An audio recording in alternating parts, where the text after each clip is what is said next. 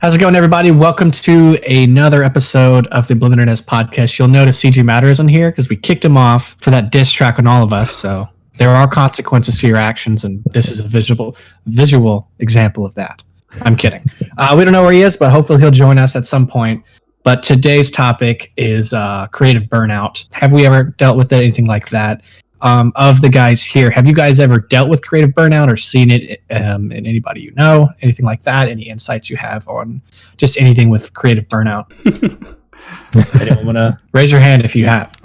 I have many times. Yeah. Let's start with you then. It sucks. You go so strong for so long, and you think all these ideas and all this stuff is awesome, and you write it all down, and then you start producing, and sooner or later, like, you're strung out, like you're on drugs, and you don't even know what day it is and what time it is, and you got to take a break. And I often just turn off the computer, walk away, and sometimes I've even, like, not what CG Matter is doing right now with his Wi-Fi thing, but man, like. It sucks. So yeah, you got to take time off and get away from the computer and go outside and do something. Like there have been times in my life I've taken up different hobbies. Like the last decade spent quite a bit of time doing mixed martial arts, like stick fighting and knife fighting. Like I don't know why the heck I would ever do that. Like I walked away bruised and battered. I did fight in tournaments though, so that was fun. But like other than that, like, I mean, you get out, you do different things, like, and it magically just kind of goes away after a while, but it's a serious thing. Agreed. It's serious. Like, it hurts. Whenever you're going, before you hit it, are there times where you could see it coming, or does it just sort of like happen to you, like, oh man, I feel like creatively drained?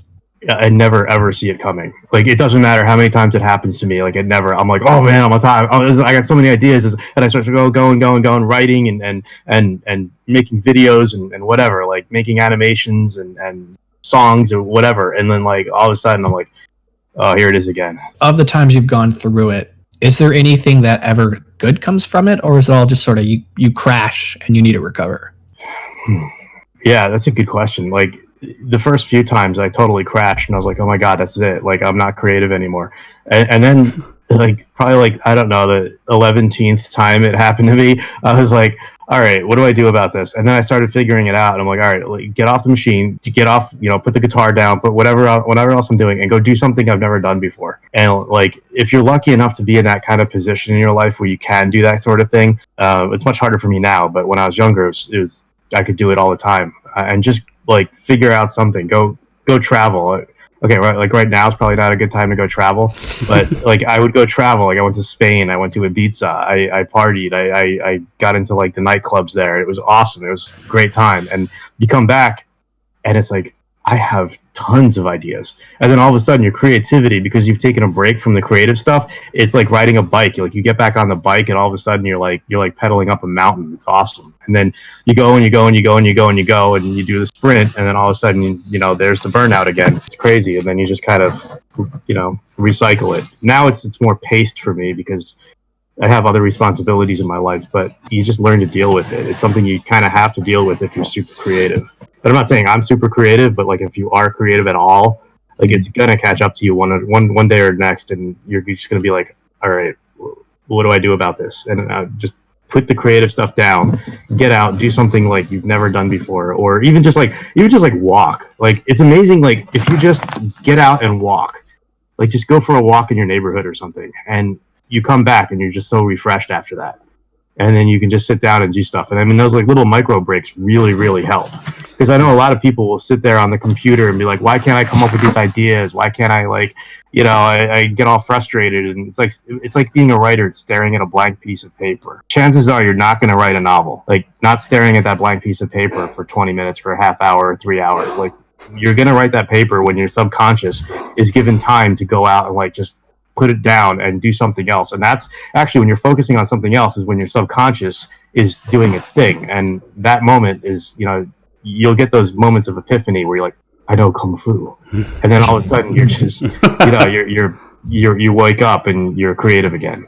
So yeah. I've always likened creative burnout to, you got to think about it like your brain and your creative muscles, like you do your real muscles. And it's like, you need to work them out daily to keep them strong and to make them stronger. But if you push them too hard and don't give them rest periods, you will injure yourself. And I've had that happen too, where I've gone like way too hard, way too long, and then it'll be like 2 months where I'm just like, oh gosh, like I can't make anything, and I just like blender binge, or I panicked. And so I've since kind of learned to pace myself, and I know that me and him are in similar situations where we're working after hours and we're both trying to achieve better work-life balance. But your work-life balance is very, very important. And right now I'm just not in a place where I can produce the content I want to in 40 hours. So I would like to get to that point, but I'm not there currently. So how I go about preventing creative burnout is actually a lot through my physical health. So I usually work out about 5 days a week in the morning, and that's kind of how I start my mornings. And then I eat very healthy, and if my body's like working healthier, my mind's going to be healthier. And then like Blender Bench is saying, it's very important to take breaks and do other things. So usually I'll walk with my wife every day, so that like in conjunction with like working out kind of gets me out and doing something else and doing something different. And then about every 3 to 4 months, so usually about 3 to 4 times a year, I try and plan like a 4 to 5 day like vacation. So I'll kind of like take 2 days off during the week and then go out on the weekend and do something. And usually it's something like hiking or a cruise or something like that, where I'm actually just out and away doing something else. And I think that as long as I take those kind of breaks and then I take a little bit of unwind time right before I go to sleep, it kind of helps me go a lot longer. But you really do want to be in a position where you're only working 40 hours a week, because there's my dog. Normally I would never recommend overworking 40 hours a week. It's just kind of the position I'm stuck in right now, trying to produce YouTube content. I'm working about 6:30 a.m. till 10 p.m. most nights, and then I'm working most weekends. I'm trying to get in a better position, but really the only true way to avoid ever having creative burnout is a good work-life balance, which they just released a study recently, and they were saying that really you should only be working 37 hours a week, that if you go past 55, your productivity drops dramatically, so you're not really doing yourself much good anyways. I think that because I work at a studio, I work on YouTube, I work on Skillshare, and I have like a variety of things, I think it's a little different for me. Also, this is my hobby. You know, so for me, it's a little different than like if you're working at Starbucks for 55 hours, but you know, because I enjoy it and I'm doing several things. So I like to think that I stay productive somewhat. Yeah, I mean, I also deal with it in similar ways, but I think also quite differently in some other ways, because I think I'm a little bit different. I remember talking about this on the CG Boost interview, that I tend to have the problem of that I'm quite often interested in everything, and that creates problems, because if I want to focus down on an individual project, like I can never commit to it for too long, because then I want to move on to something else. But sometimes I've noticed that there are specific types of work that lead me to burn out faster than others, and in some cases it can be stuff like a massive difference between, say, environment artwork compared to prop artwork. I've noticed that for some reason environment artworks make me burn out much quicker than making other stuff, and I think it's to do with like a sense of scale, or like putting yourself in it and thinking, okay, I can make a tiny change here, but then there's all this other space to do, and like trying to balance it all at once. I noticed that my creative burnout is in some way directly tied to how I feel emotionally about things. So if I feel like there's a lot of work to do, or I'm not going to get it done in time, or it's just not stimulating anymore, then all of a sudden I become less creative and my motivation to work runs dry as well. But in other types of work, that doesn't really happen. For example, with coding, it's very different. I think there's also an element of like, I can't visualize the results of the code, and somehow that makes it easier for me to continue with it for longer periods of time, because it's all like abstract, if that makes sense.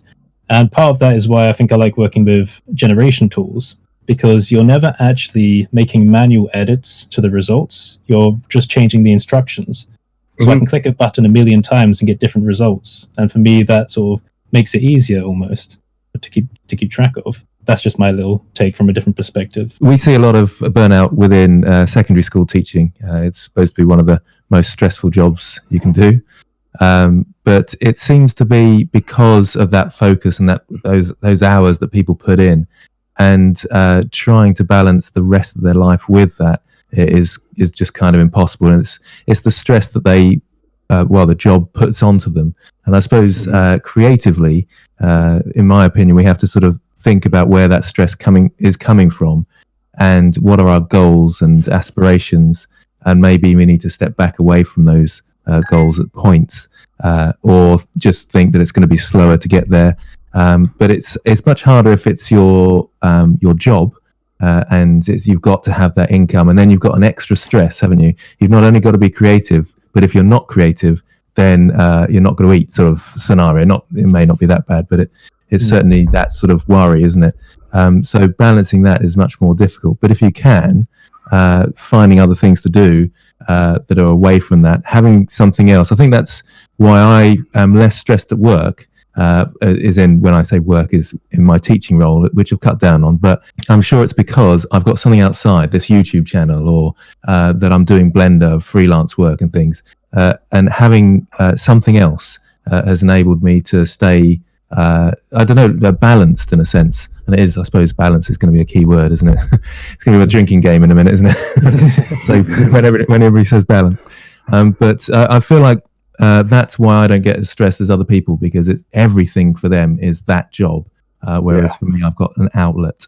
And I think that so for others, it's, as we've said already, it's exercise and so forth. But all your eggs in one basket scenario, I think, can be worrying, and it can put extra pressure on yourself. That's definitely true. I just want to add there. Recently, I've been thinking of how to explain to people why I tend not to do sponsorships on my channel. This is something that we've talked about before on previous episodes, and I sort of boiled it down to two main reasons. One of them was the freedom to choose how I want to present stuff and what to make all the time. And the second thing is not to interrupt people's viewing experience. But that point number one of being able to choose what to do all the time, I think that sort of ties in with what you've said there. Because if you have the absolute freedom, then you know how to make it easier for yourself. Then you know that you're not tied down and trapped in certain confinements. So that's one thing I'm afraid of with like doing sponsorships, where an expectation is like put on the content, for example, because now I know, okay, I'm not completely in control of what I make, because there's requirements that have to be met and stuff like that. So now I don't feel as creative as I could possibly be. I don't feel like I can do what I want with this now, because now there's like extra requirements coming in, which is why I always want to keep an element of separation between the traditional type of professional work and this type of hobbyist artistry, YouTube channel type stuff. And you get a lot of that working for clients. You have to always work within specifications. You really, there are times you can be creative, and at times it's great, and then there's a lot of times where you're just there to draw for them, and that's it. Like you're like a portrait artist in a courtroom or a police station or something. You're like, oh yeah, no, their hair is this way. No,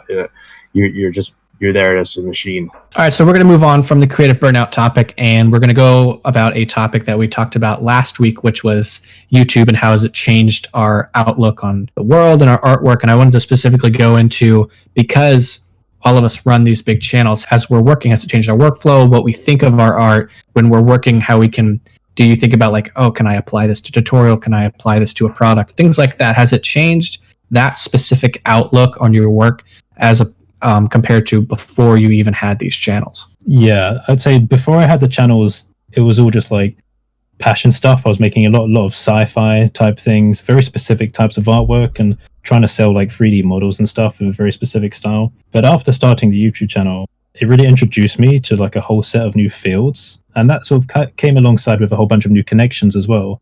Because especially like Twitter is especially helpful for this, because all of a sudden you see all these people doing other crazy stuff with Blender, and then all of a sudden that introduces you to new techniques. And really that carried me through the first year of YouTube, because I learned about generative modeling with Blender through Twitter. And I learned about like the new volumetric type systems you can do to get nebulas in Eevee on Twitter as well. So yeah, like I suddenly become like this sponge for absorbing new techniques for Blender. And when that happens, I always make notes down on my Trello board. Oh, we could do a video about this. We could do one about that. Most of them will probably never get done, but I'm always thinking, oh, there's a possibility. Yeah, for me, it's when I'm working constantly really as I'm designing things, I'm trying to figure out, can I apply this to a tutorial? Is this something new? Is it something I've taught already? Is this valuable to other people? Because sometimes I'm not very self-aware as to, I'm working on something other people would like to know how this is done. I sometimes take for granted what I know, and I just think everyone else knows it. So I have to, it's caused me to try to sort of look outside of myself and try to have the mind of someone who's beginning. It's definitely changed the way I work, because it's, I'm constantly trying to sort of be self-aware about what I'm designing, because I have such a big brand and such a big channel that there's a lot of people that can get a lot from me as a artist. And so learning to be self-aware about, no one would probably want to learn that. I've already taught this. This is a really cool thing to learn.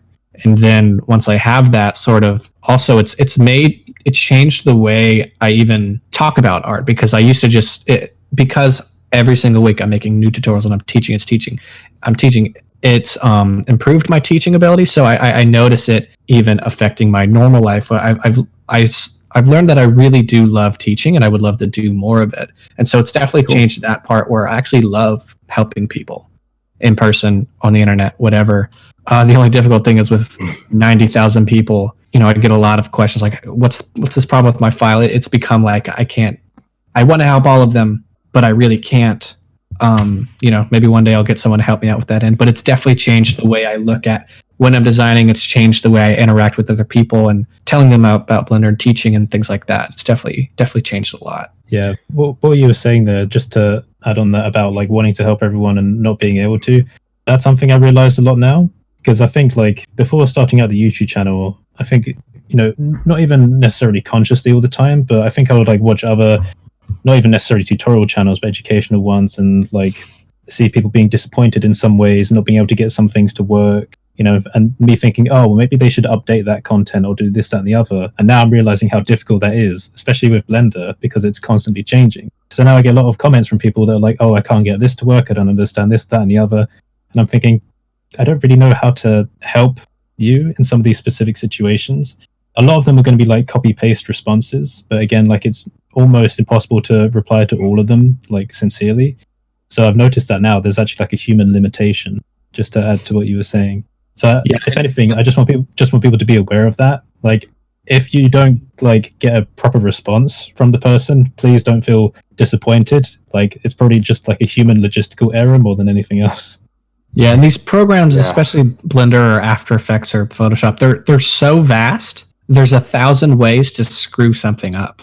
So even if it's even hard for us to answer questions, even if we want to, because it's like, hey, when I hit render, my screen is black. Why is it doing that? It's like, well, there's about 200 reasons why that can happen, and it's hard to, and then that's the crazy thing about these programs is it's like almost like a never ending field of knowledge that, you have to learn. And like guys like us, we don't know everything about Blender.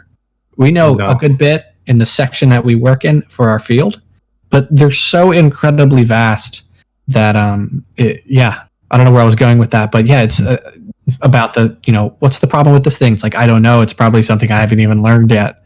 The other day I was... To add to that, I was watching Blender today on Monday, wasn't it? And they're talking now that they're releasing a new version. Is it every 3 months, was it? Is that right? Something like that, It's accelerated. It's pretty incredible trying to keep up with it all, isn't it? So, so you've always got this new version coming out. So as a tutorial maker, you're thinking, are my tutorials going to be obsolete in 3 months, or is it going to be a big change? And Voronoi. Voronoi. Goodness gracious, Crackle. Where's Crackle? Yeah. It's distance to edge, by the way.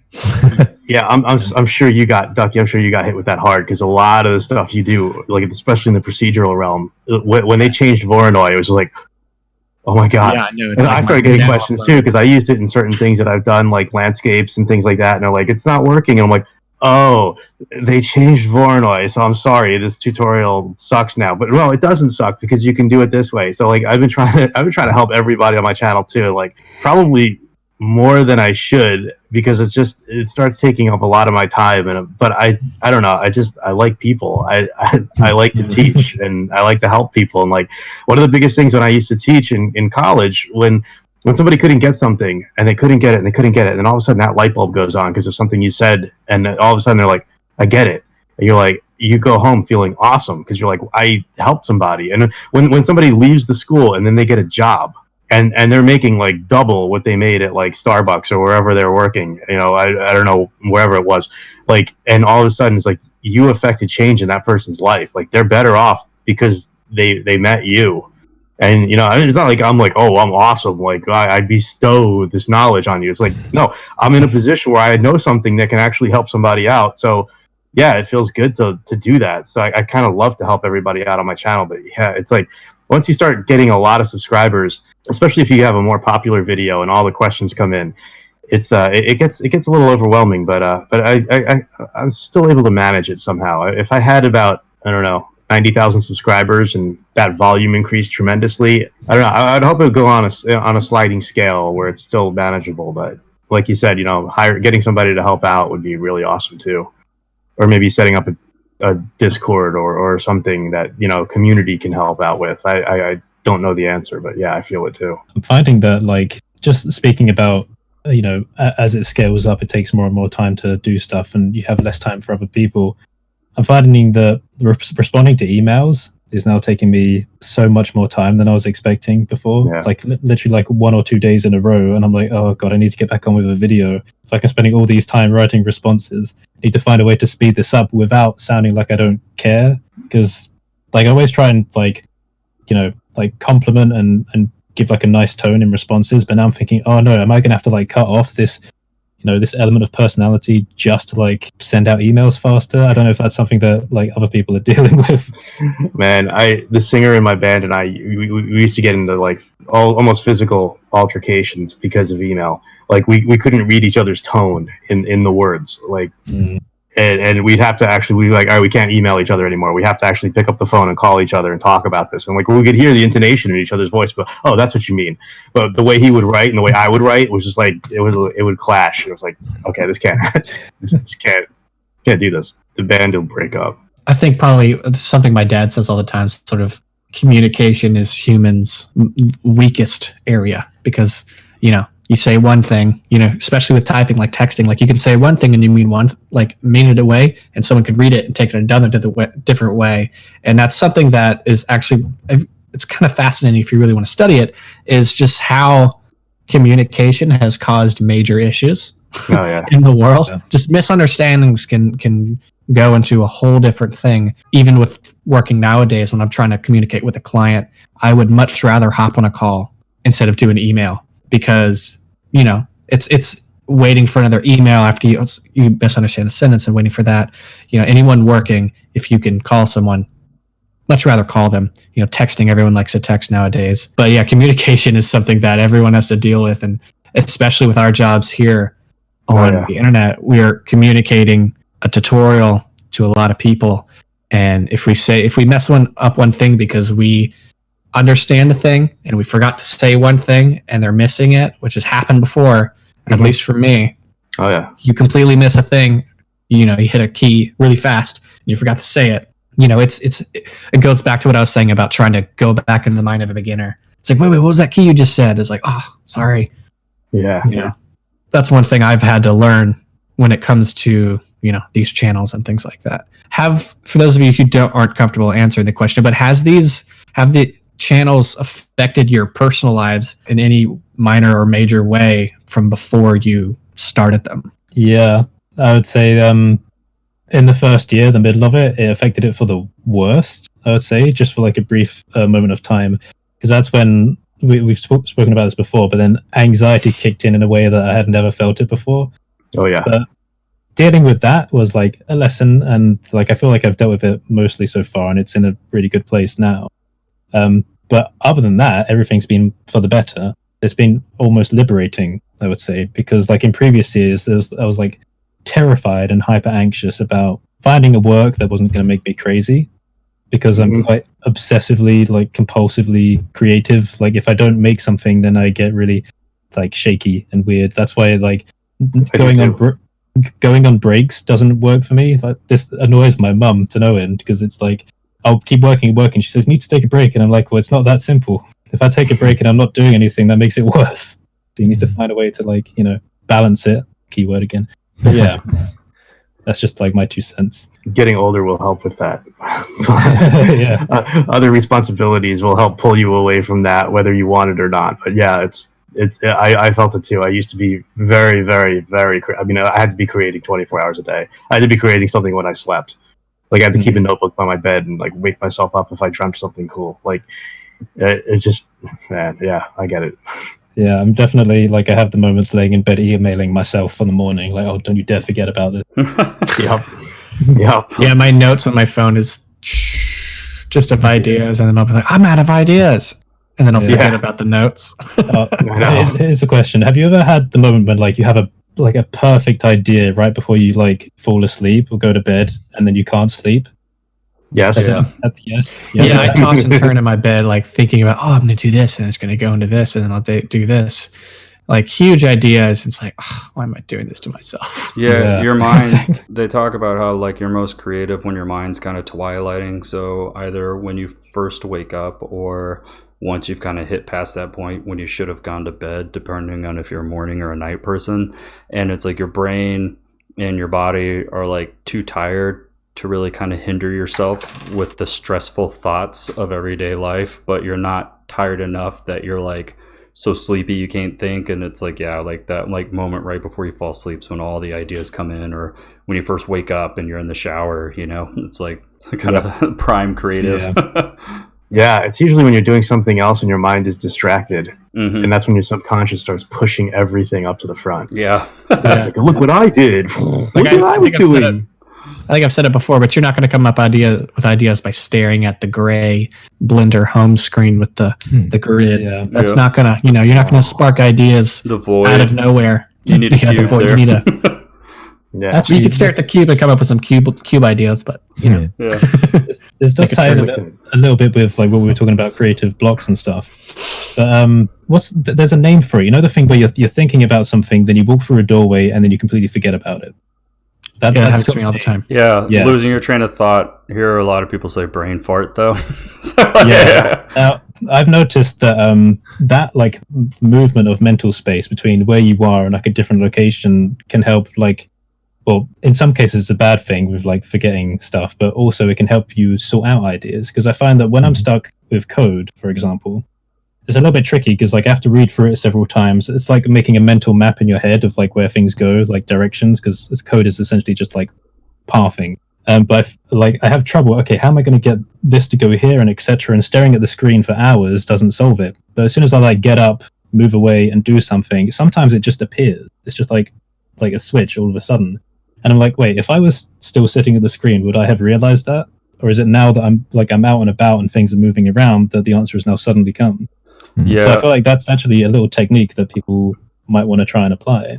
It's wise to have zones too. So like, for example, having a spot where you always do your homework or you do your creative work, and having like your bed, you always sleep. And for me, it's like bed is sleep, couch is video games. You know, it's like my computer desk is work and only work. And I actually quit using Steam to play games because it was like, every time I sit on the computer, I want it to be to work and to be creative, and I want that to be my mindset, not that like, let me go off and do this thing.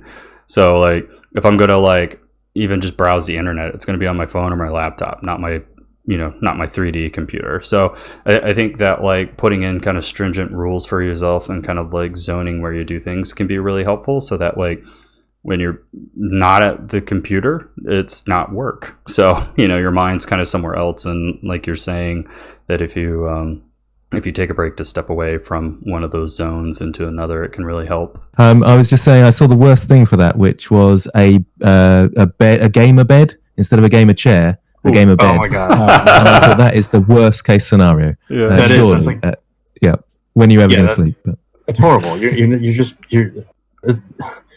Oh my god! No. Yeah. No. Yeah, I found that playing games right before sleeping just makes it awful. Like just laying in bed for hours.